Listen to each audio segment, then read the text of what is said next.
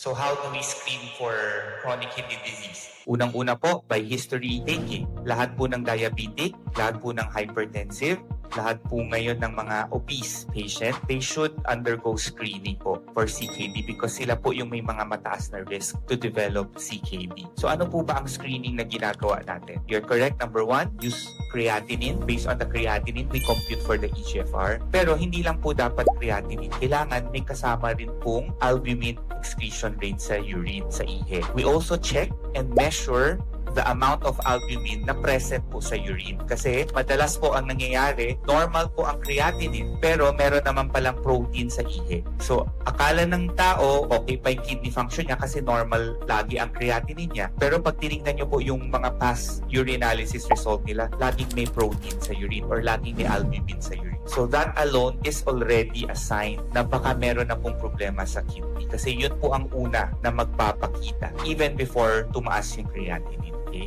Pag talaga pong chronic kidney disease siya, pag nag-umpisa na pong tumaas ang CREA, hindi na po yan bababa. So, tutuloy-tuloy na po yung tumaas. So, what we do, pag hindi natin kayo na-screen, tumaas na ang CREA, so ang next goal natin is to maintain it at that level and prevent it from further going up or delay the progression